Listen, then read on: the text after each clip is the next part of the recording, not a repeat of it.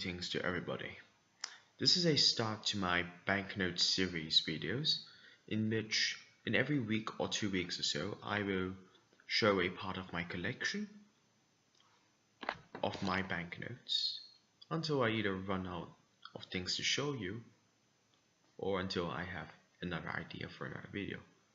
In this moment, however, today I will be talking about Malayan banknotes. As such, banknotes that were issued in Malaya prior to Malaysian independence and Malaya under British occupation and Japanese occupation. So, yes, please do enjoy.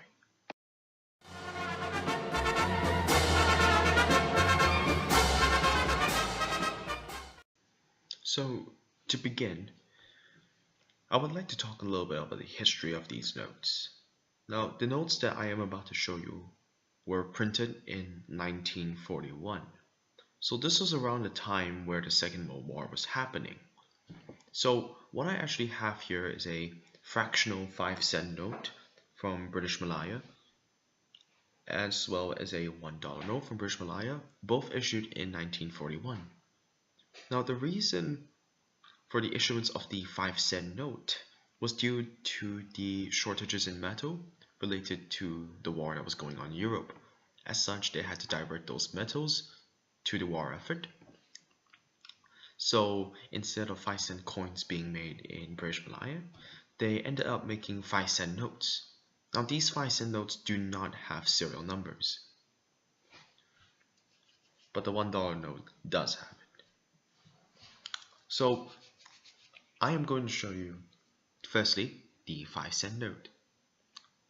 So this is the 5-cent note with the king over here. So it is denominated in 5 cents.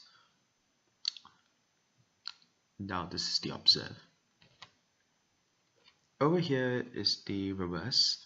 So it's actually plain, so as to save costs related to the manufacturing and printing of this note. It also doesn't have any other security features at all, and I believe this note is not uncirculated. It is not too sure actually. Leave it in the comments if you actually do know. I shall show the note once more.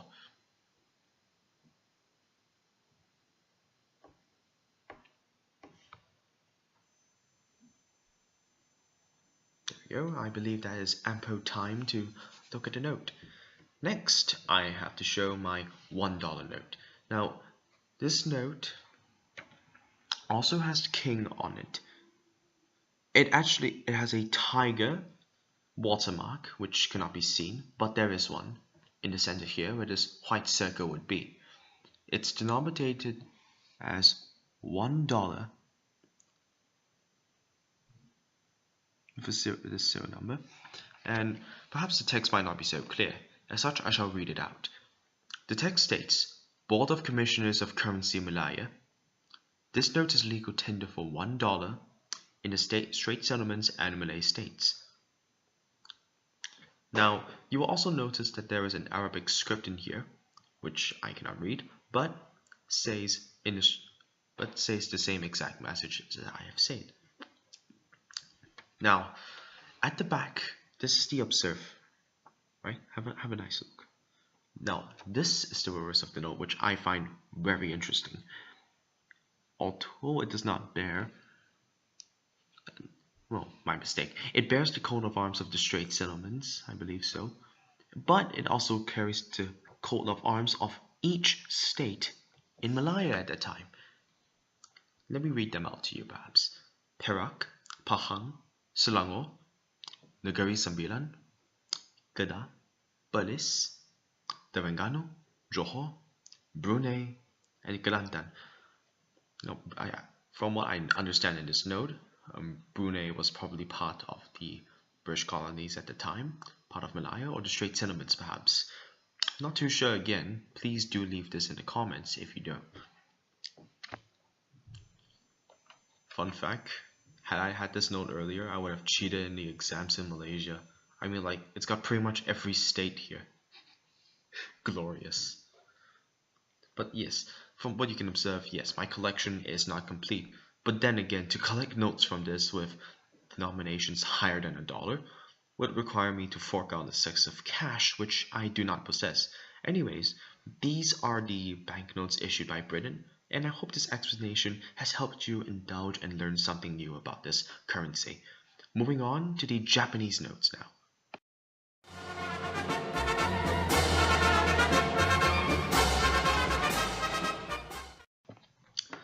Hello again.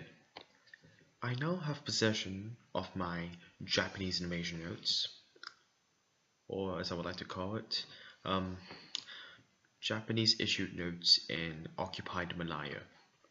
Now, before I show them to you, I will explain briefly the history of these notes. Now, these notes were part of the Japanese plans to dominate local economies and dominate them, extracting their resources.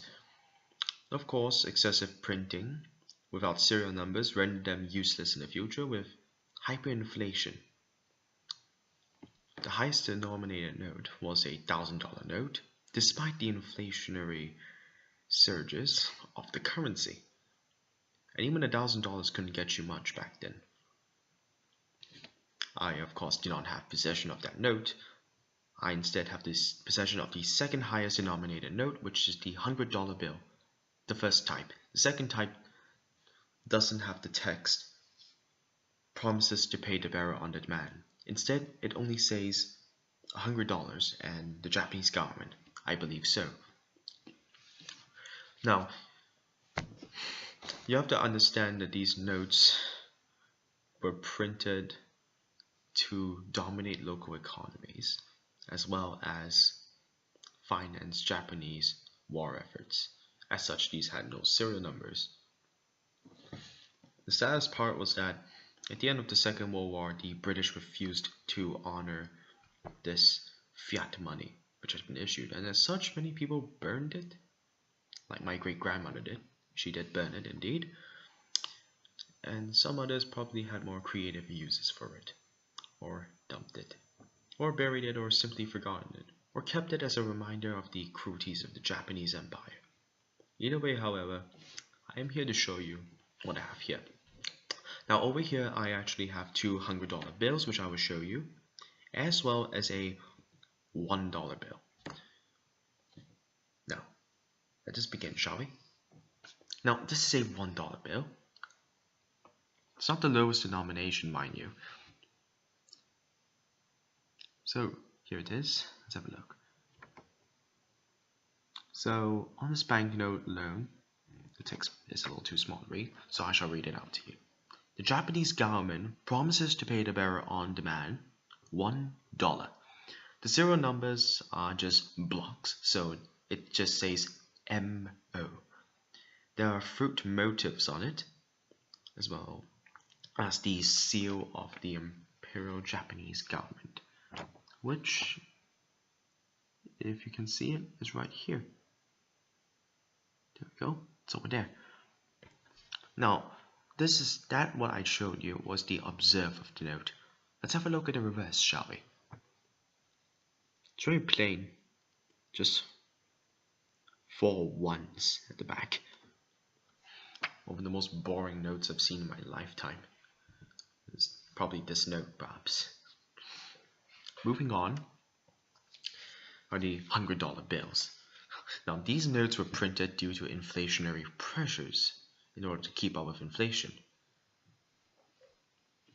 Now, I'm not sure if this is a confirmed fact, but back then you would have needed $300, I think, by the end of 1945 or 1944 to buy yourself a plate of char kway teow. And a plate of char kway teow was essentially $7 to $8. So you could imagine exactly how much these bills were worth by the end of the time. But nevertheless, we are not here to discuss this. I may discuss this in a later video. However, I am here to show you the $100 bill. So here it is. So as we can see here in the middle, there was a motif of a village. Now this banknote, earlier like the $1 note I have earlier showed, has no watermark. I believe so. Now the block serial numbers are MT, and I shall read the text out. The Japanese government promises to pay the bearer on demand $100. Now, the back of the note is actually slightly more interesting. It's in fact one of the only notes in the second series of the Japanese issued dollar to contain more artistic work. Let's have a look here, shall we? Now, over here are some farmers. Now, here we can see a farmer with 2 cows in a river, surrounded by multiple 100s. Again, pretty average design, to be honest, but overall one of the better creative notes in the Japanese Invasion Money series. I also have another note here, which is slightly more worse off. Not sure why, but here it is. Same note, just different coloring.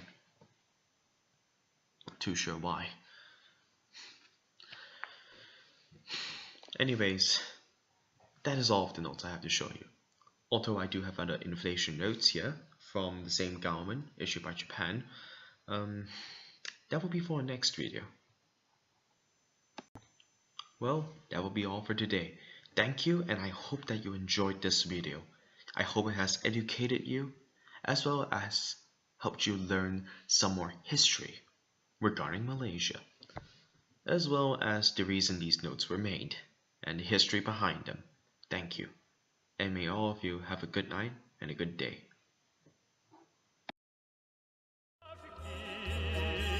И в каждом пропеллере дыши спокойствие наше.